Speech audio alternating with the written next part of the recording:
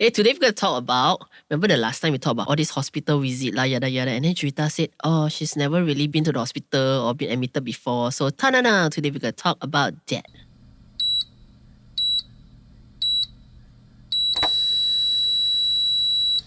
You're listening to Jom Sembang, Malaysia. So, Ju. Yes. First time admitted into the hospital. Yes. Tell us all about it. So exciting. So exciting now, right? Back then, was it exciting? Yes. Really?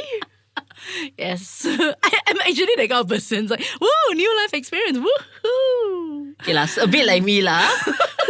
When I got diagnosed and my mom was worried and I'm like, woohoo, wheelchair time, first time. And she's like, Yeah, okay, so the first time it was introduced into my system was actually I mentioned I had gastric. Yep. I thought I had gastric. So I went to a new doctor. And then, new doctor, you will talk to him because no choice lah, because I was in a different location, so I couldn't go to my regular doctor. Correct. So after explaining everything like The history what I was lah. feeling, symptoms, history, then he said, come, examine properly, touch here, touch there. Okay, like in a good way. And then he said, I think I want to refer you to a specialist. Then it was already like, really? I've never seen a specialist before. Because you also. went in thinking that you will just get some gastric ease Pills. pill or something like that. Yeah, and he didn't even give me any gastric pills. It's like, no point lah, you don't symptom tidak ngam. don't kill a fly Oh, the with routine tidak a ngam. bomb or something. He said like okay, that. okay. Yeah. So he says, no, let's go and get it properly checked out. So okay, first time go see specialist. Specialist says, go do this, go do that, and then blood test. First time do blood test also. No. Blood test got lah in the clinic that like your regular that one. Correct. It was first time doing ultrasound. Yeah, because the blood test showed that I had high levels of things in my liver. So when did ultrasound, that was exciting too. And then when he saw the results, the specialist said, I need to hook you up with a surgeon. I'm like, ooh, is all this within... From the gastric to the Yeah. consultation to ultrasound and then now surgeon. Yeah, quite fast my, what? Progress. Yeah, my progress. I think it was less than a week. Yeah, I said Wednesday and then Monday you were ultrasounding already. Correct.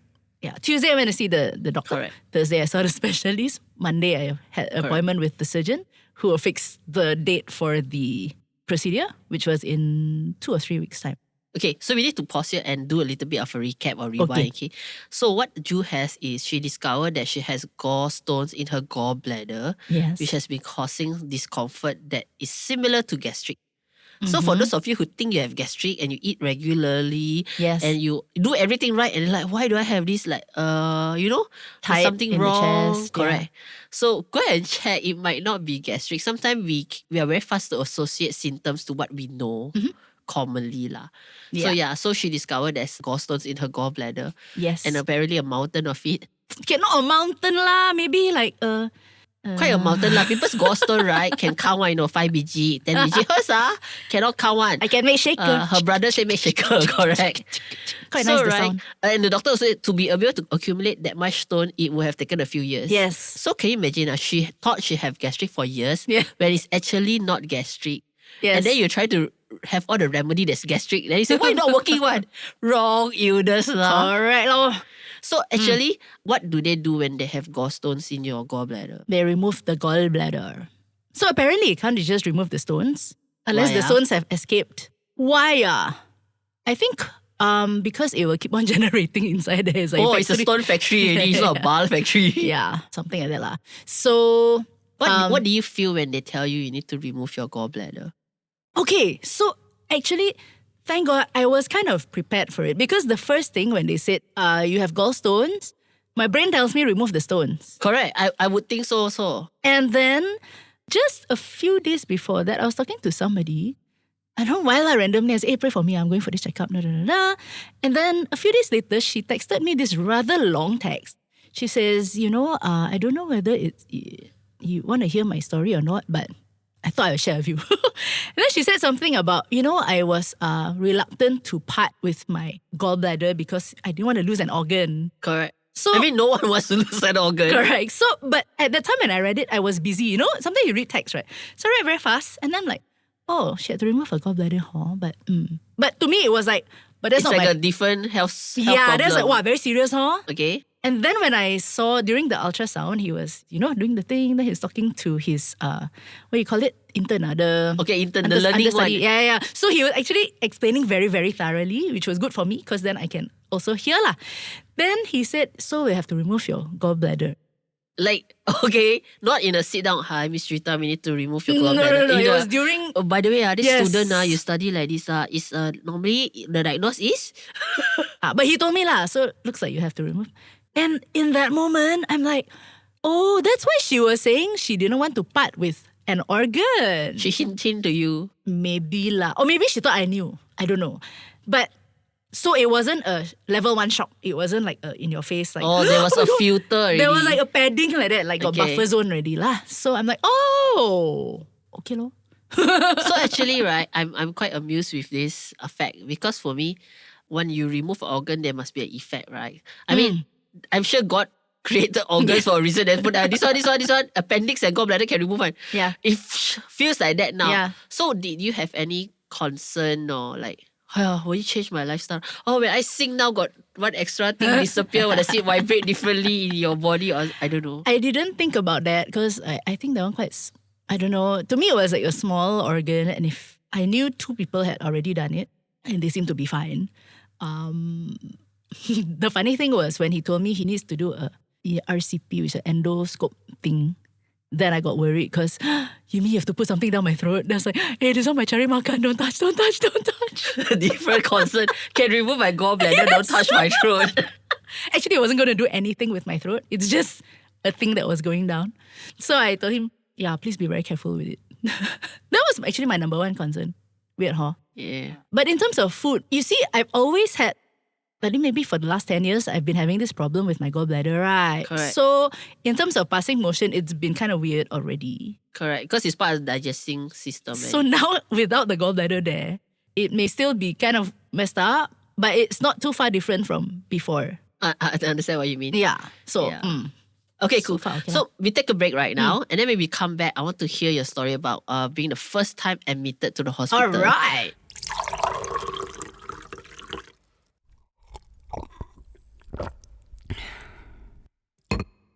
Today's episode was recorded at Studio 2105. Now, if you're looking to record a podcast like us, or if you're recording a demo, a song, an album, look up 2105 Productions or contact JD. They are on Twitter, they are on Facebook, they are on Instagram. Okay, so Ju, I've already gone with so many family members to the hospital, admit them, yada, yada, yada. I've never been the patient. Okay. You have been the patient. I mean, I even saw you through the process. Given you a little bit of tips lah. Yes. As I go along. But yeah, nothing like listening to the story right from you. What was your experience? Like, let's say, right, you have a friend, first time masuk hospital like you. What kind of things would you tell them to prep them mentally or, you know? Okay. So, my level of blurriness, just so you know, is I didn't even know how to make appointment with the specialist. So when he said, go see a specialist, I have a letter, and then what do I do? Do I just walk in or how? Then I realized, I have to make appointment first. Okay, so number 1, make appointment first. This is like, hospital thingy for noobs lah, for dummies. Wait. Since it's for noobs, can you add in the insurance part? Oh, okay. Because I think a lot of us, we go into the hospital, say, hey, got insurance cover, like that. Then, the process, we just think that flash insurance means everything's settled. Yes. Let's recap that as well. Okay. So the night before I thought about looking for the specialist, I was thinking I was just going to walk in to UH, University Hospital, right? I thought I was just going to walk in and then bring the letter and then see how make appointment for, I don't know, maybe like 3 months down the road or something lah. And then the night before that, a still small voice inside said, hey, you got insurance, right? You pay insurance. Go check lah. Ask your agent whether can cover or not. But in my brain, right, I thought won't be enough one because it's not like I put a lot of priority or premium. You didn't buy like 10 I don't insurance. know. Actually, I just bought just to maximize the income tax. Okay. The exemption thing. So instead of paying for the income tax, I just put inside premium. Okay. So then I called my agent and she said, hey, of course, this one sure will cover one. It's like well within your that one lah, your limit. So I said, okay. Yeah. So in the end, I decided to go for a private lah. So then I went to find lah. I went online, check out which hospital could give me I didn't have a specific specialist, except I know I need a gastroenterologist. Okay. Right? So then I see, because that time I quite dire already. After 4th day still pain. So I wanted the most immediate specialist, right? Okay. So Pantai Hospital was the one that I could next day go. Okay, so then blah blah blah blah blah. He gave me appointment for the surgery. Okay, so I'm like fast forwarding already lah. Okay, so I went. Wait, don't fast forward. When you don't. see the specialist for the first time, you pay or you claim? I had to pay. Okay. Because mine was a private, my personal coverage. Okay. So apparently, if you are covered by, I think lah, Big if you are companies covered by or company, something. you can bring a guarantee letter or something, and then they will kautim all that Okay. lah. But because mine is what, so I pay first, but I can claim. From the insurance later Yeah, lah. I think it's within 60 days. I haven't done it yet. But Okay, reminder. okay, yeah, reminder. Because you can only when you are admitted onwards is when they will cover. As in, I don't have to pay, but I did have to put a deposit. Okay, so means consultation before you went to the hospital admission Yes. for your surgery or procedure, Yes. you need to pay. Yes. Once you're admitted, then they're covered. Correct. And then they will reimburse what you pay. Kinda. The insurance will reimburse later. Okay, got it. So, but always best to check with your agent lah. Correct. Right? What you need to do, But what if you you're in need to pain, collect. sometimes you what cannot check. Ma. Huh? If you're in pain, like half dying, you cannot check. Ma. So that's why we listen to your experience. True. But when I was in pain, I called my agent lah. I tell you, her tolerance level of pain is so high. I don't know about that lah. Because her doctor said, hey, how you have all these stones inside, then you never, like, you know, like, why you ring the bell now? Like, I thought get strict ma. Okay, so then I went to, what happened? Okay, so when you check in to, I keep saying check in. Is it check in? Yeah, I keep saying check in, check out. Check in to the hospital, Okay, correct? check in Admission. and discharge. Okay, admission, correct. At admissions, before that, right? So you have between the appointment of the surgery date to the thing, there might be 1 or 2 weeks. Okay. So between that time, the hospital will actually put in for you a letter or a claim or something to your insurance to approve that amount that they are going to cover. Okay. So this is a new thing that I discovered, that the insurance will approve a smaller amount first. So let's say your overall cost is going to be 30,000, 40,000. The insurance might approve 15,000 first. Okay. So when I saw that paper, right, I'm like, 15 only Shake already. How much is the surgery going to cost? I thought you said 30 something. So it's like half. So I asked. So don't be scared to ask lah. Then they said, actually it's normal procedure because they don't want to automatic cover. Then sometimes they scared if the surgeon or hospital, then they will. Or they'll max out the bill. They'll max out, yeah. Okay. So what they do is 15 first.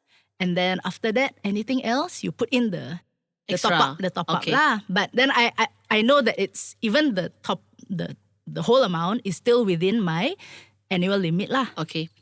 So yeah. So when I went for admission, and they tell me in advance they say, okay, this one your insurance will cover, but when you come you have to put a deposit first in case they don't cover the whole thing. Or some insurance you have to fork out a certain amount. Memang you still have to. So mine was like 300 ka. That I still had to pay, that the insurance wouldn't cover. Even though they covered a big amount, but the 300 still have to come from me lah. Okay. Kind of thing. So I put a deposit and then they will refund once everything clear lah by the insurance. Okay. So that's the insurance part lah, the claim part and the check do. So I cannot talk yet. So is it scary, being admitted to the hospital? Like, what were your expectations or what were you thinking or going through? For me, it's like, okay, let's go and check it out. Again. Let's see how it new is. New experience. The thing to remember is if you have a loved one who wants to accompany you. So like for me, my mom wanted to come along. And my mom is not so, okay, let's see how it goes, you know. She's a little bit more easily worried. Okay. Especially if she doesn't know what's going to happen next. Yeah. So then I had to balance that lah, you know. So I went in. So the other thing you want to check is, what is your room coverage? Oh yeah, maybe different insurance have, right? Some they say, must be a ward with 8 people. They don't give you a private ward or something like that. No, mine was like there's a amount lah. So it was 200 room coverage per day. So when I went to, before that actually I already checked lah. I was like, hey, what's your rates like? You know, then that means we can afford the double room. Actually, that's actually a special double room with extra facilities, so called. Okay. Single room would have been like, I have to fork out money lah to pay lah. But because I go and find out first, so I don't like kena bomb after that lah, you know. So going in, the day of the procedure, the ward, they didn't have wards yet, no. Hospital also like, wow, very high occupancy one. Hey, after the pandemic, or rather now endemic, really, the capacity is quite full. So they say, sorry, we don't have what yet. So we put you in daycare first. So I went to daycare. Okay, just in case you don't know, daycare ward is actually where people who go in for 1 day surgery, that's when they go in the morning, they do whatever they need to do, the surgery procedure, and then they come out, and then they're monitored a few hours before they let go. That's why it's called daycare. It's like a 9 a.m. to 9 p.m. or 9 a.m. to 6 p.m. kind of thing. So yes, if you go hospital, there's such thing. Okay. So at first, I think the daycare people, I don't know what happened lah, but I was bumped around a little bit because no, not here. Then, not there. So, but when I finally got to the correct place, daycare, they were very nice, as in they told me what to prepare, like, afterwards, which doctor will come and see you, or the anesthetist will come and see you. Then, you have to fill in all these forms, kind of sign your life away. If this procedure doesn't, and then they tell you lah, it might have complications. What's the percentage? Or, so you kind of sign your life away. And then they ask you questions, got allergy, no allergy, blah, blah, blah, blah. Yeah.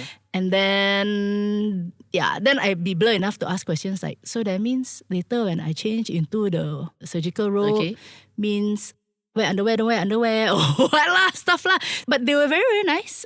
So actually from the daycare ward, then they told me, all your belongings, you keep inside this bag. Then I signed the release form.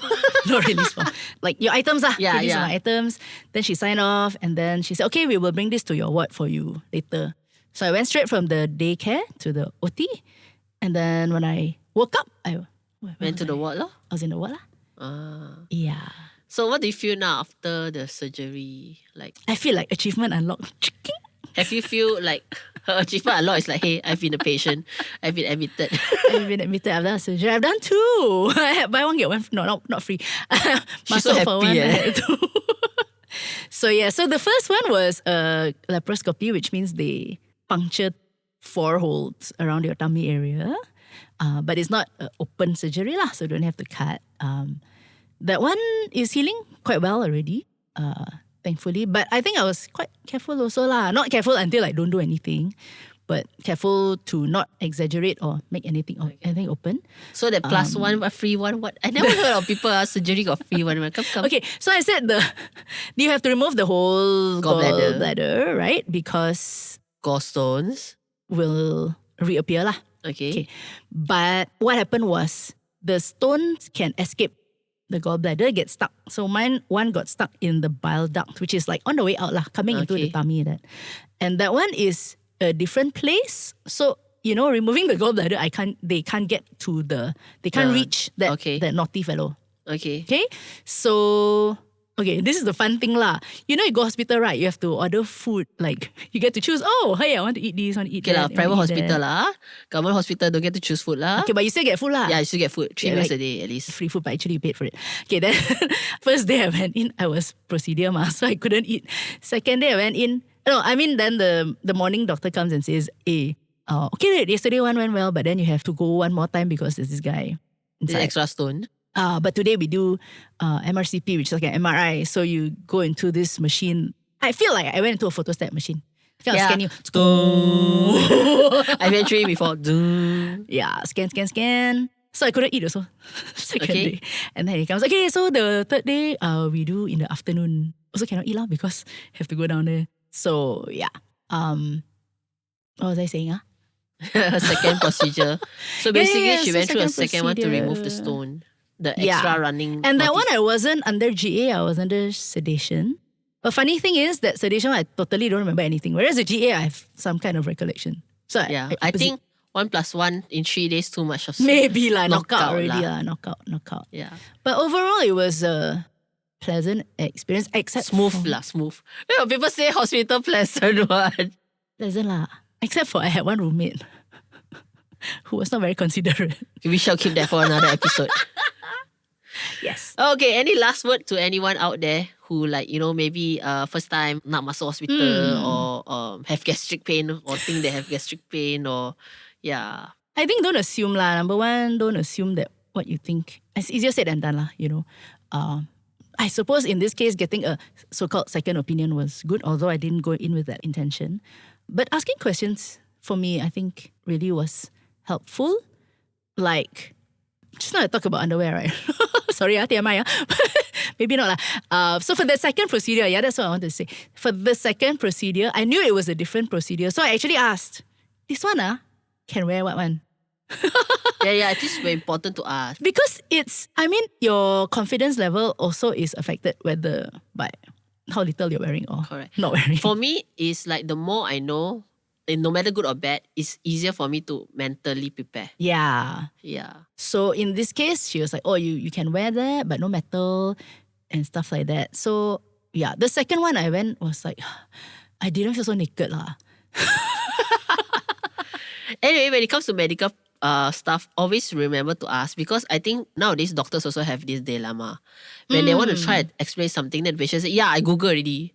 Oh. And then the doctor don't want to talk already. Then the patient so you end up there is a gap there. Right. So for me, every time we see a doctor, even though I might have read about it in the internet, I will ask, can you explain to me instead of I can Google it, but can you explain to me so that I know that my facts are accurate and not just internet. Yes. I think that's very important, especially those who like to self-diagnose. Right? So for mine, right, I think I didn't Google. Normally I would, right? I'm quite a Google queen lah.